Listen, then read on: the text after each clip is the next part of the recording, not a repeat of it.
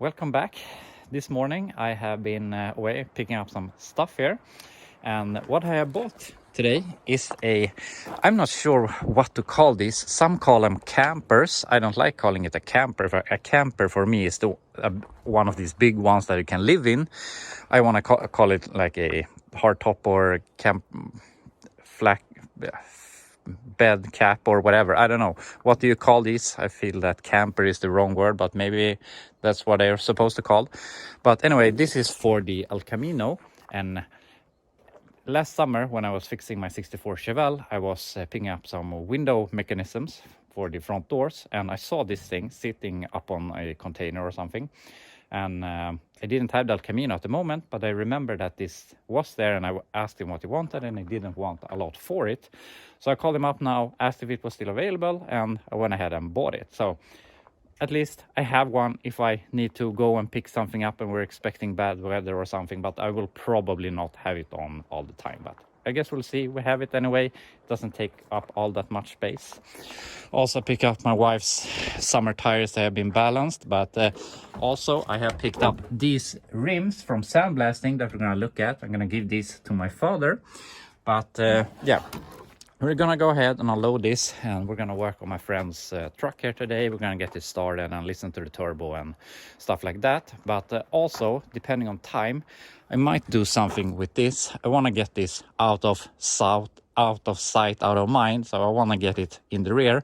And since either way, I'm not going to use this as a Suburban. So I'm thinking that I should cut it right now to save a few feet of space, throw this away, and then put it aside for the future. I can try and sell the front suspension and some other stuff from it. So we'll see if we have time. Maybe we'll cut this apart. But anyway, we're not going to talk too much here. I'm going to go ahead and go inside the garage and see if we can fix the truck. So to get the camper top whatever out of the way, I thought might as well put it on the El Camino for now. But I don't really think this is for a 68 to 72 El Camino, unfortunately. So it seems a bit too wide and also a bit too short. And if you look here, we have about this distance that it should be going forward, and we don't have that distance left here to get to the bed end. So it feels like it's too short. And also the other camper tops I have seen when I Google, they go over this edge, but this one obviously seems to be one to going on the inside of the bed. And yeah, I just can't put, I can get it inside in the front, but it feels too wide here in the rear, and I mean I can't push enough. It feels like maybe if we were two persons, but I'm trying to push and it flies out on the other side and it hangs on the side of the bed. And yeah, I have already scratched this up, but I mean that's on me. I just wanted to get it on here, but yeah, that's a bit of a bummer. But I paid $30 for this, so I'm not mad. And he thought it was for this generation. He never used it. It had been sitting for like 20 years, as you can see. The people before it was trying to put it on a Ranchero apparently, and it didn't fit there either. So the only thing I can think about right now, since I mean the angle is about right here, and there's not a lot of trucks that have this sort of angled rear window, so maybe 66, 67 El Camino or something. But yeah, we could modify it and so on, but I wasn't planning on using this much. So yeah, it's a bit of a bummer, but I'm not gonna cry about it. But that's the camper. And other than that, I forgot to show you earlier when I showed you the stuff that he also had a carburetor. So I have bought this. This is just a 600 CFM Edelbrock, nothing special. I bought that to put on the tunnel ram that I bought a few weeks ago. So now we have a couple of 600s for that. And also here we have the wheels. These are just some standard rally wheels. You see there's the same on the Suburban. And I had 4 of them, so I had left 2 of them to be widened to 10 inches wide. A friend of mine did it, and then I have had them sandblasted. Now, not today, but someday here, we're gonna weld all of this where it doesn't really bleed through enough, and grind them and make them look nice. Then we're gonna paint them silver metallic and give them to my father. But as I said, that's for another day. Now we're just gonna put them in the garage to take up some valuable space. So also there's another thing that isn't really going my way here today. Yesterday when I was at the hydraulic shop, I explained my problem that since we have a bunch of fittings that needs to be facing a certain direction, and I mean the thread ends when it ends, you can't really push them to be where you want them to be. So I said that I need some sort of thread sealer Loctite that will keep this in place and also seal when I can't pull them enough in the threads. And he sold me a thread sealer for $30. It was pretty expensive. And as we talked about yesterday, I let this cure overnight. And now today, when I touch this, it's completely loose. So I'm really angry about that. And I mean, I tightened this oil pressure sender by hand, and I can loosen it by hand today. I shouldn't be able to do that if there's supposed to be some sort of glue in this. So unfortunately, we have to take all of this apart again. And I think I'm gonna go ahead and ruin the threads a bit so that they will go in, and also use some sort of thread sealer so that they can't move on their own. So they're both held by the bad threads and also by the sealer. We're gonna use some other sealer. So yeah, that's how it is sometimes. But yeah, take this apart so that we can get this thing started eventually. Got this apart, and the glue or thread sealer that's out here has hardened and it's really stiff, but it's also some is not so stiff. So I'm not sure what happened. The only two places that it has done something is the places that I actually could tie it properly, this and on this side. So I'm not sure if it has to do something with pressure or whatever, but he sold me this for this purpose and it hasn't worked. So yeah, I'm pretty mad about that. But I'm not gonna talk too much about it. We're just gonna fix it. I think I'm gonna ruin the threads here a little bit so that it will be harder to thread it in, so the sealer or Loctite doesn't have to hold it as much, only has to seal. So that's my plan. So let's put it together. Got this together for like third or fourth time, and I kept this loose since I want to see that we have oil when we eventually start it. So hopefully this works better now. And the weird thing is when I try to mess up the threads so that they would go a bit harder in so that they would stay in place better.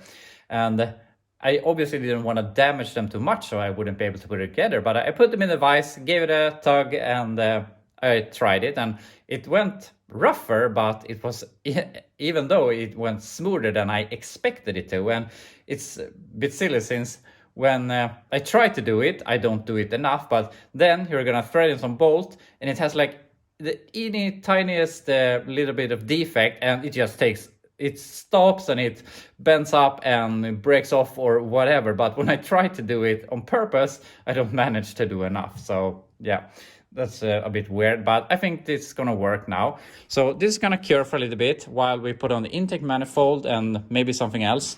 And as we talked about yesterday, we had to weld these up. So I'm gonna go ahead and do that, see if we can do some other small stuff, and then eventually we're gonna start it. Intake is on. I welded these ports shut, so I just squeezed them together and welded it easiest possible. So also I connected the vacuum to the transmission. We're gonna connect the vacuum to the turbo, but now I think we're ready to start it, see if we get oil, then we can connect the oil. And I want to make the turbo spin a little bit to hopefully clean out some of the dirt that has been coming in here when this has been stored. And after that, we can look at the turbo, this thing from the turbo to the intake. And also we have to look at the pipe. Maybe that's something we should do before, but doing the pipe that goes beneath up to this manifold. Yeah. Maybe I should do that first before we do too much here. We're ready to start. I have welded the crossover pipe, so all of the exhausts are now going to the turbo. So first off, I just want to start, see that we get oil to that jar that I put over there.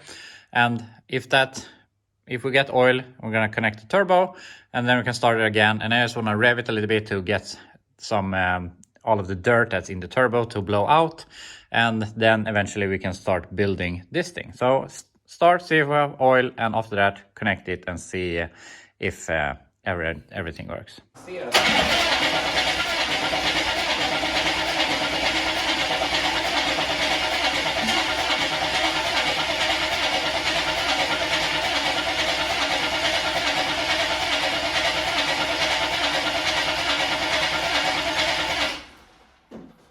We got oil, it's black as death. We need to do an oil change on this thing. But also I forgot to mention, I primed the turbo with oil if it would have started and this would have started spinning. But it wanted to start even though I didn't use the glow plugs. But anyway, I'm gonna go ahead and connect this and start it up properly.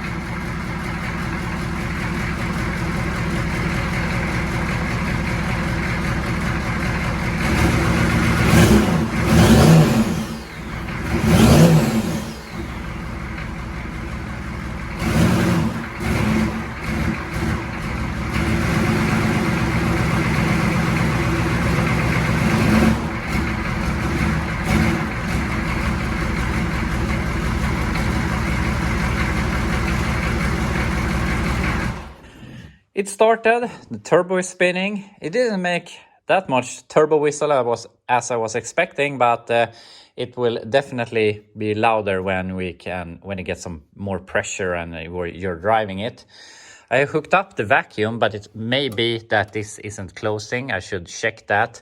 Otherwise, I'm gonna do as I talked about earlier and just eliminate the vacuum and use spring instead.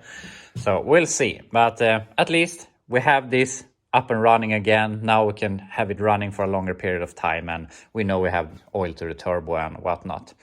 Also, I'm not sure if you saw that in the video, but the throttle got stuck again, and it is this thing, the cold start, and that is pushing this rod out to get a higher idle when it's cold, and it is sticking for some reason. So I'm just gonna go ahead, eliminate this thing. For it's obvious, I mean, it starts, but that thing only engages when you push the throttle. So we don't really need it, and he's not driving this in the winter anyway. So I don't think that's gonna be a problem. I'm not sure if it's this rod valve thing or whatever is causing it to, I mean, it is cold now, even though it's in the garage, so it should be engaging now, but yeah, it's sticking somehow. So I'm just gonna remove it so we don't have that problem anymore. But yeah, other than that, really great progress. So I'm gonna see if maybe we can have time to figure out this today, but we'll see how far we get. Time flies by here. I've been having to do some stuff in the background, but we have made some progress here. First off, I have removed this cold start valve, so hopefully that we won't have sticking throttle anymore. And I have built this thing to feed our boost pressure down the manifold. So this is basically done. I'm just gonna grind some more here, but I ran out of time. I'm gonna drill a hole, put in a bung or whatever you say, a little fitting, so that we can make a line to go to our boost gauge. And then that will be done.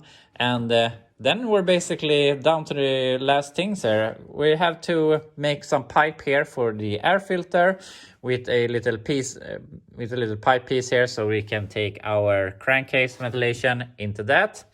And then after that, there's only the exhaust left. So we're well on our way to get this thing done. I had my hopes was I was going to be done with this week, but I've been running errands and doing a bunch of other stuff. So yeah, that's how it is. But next week, I'm gonna try and not get distracted with other stuff so that we can get this thing done. And I really think that this will be done by middle of next week. But yeah, we'll see.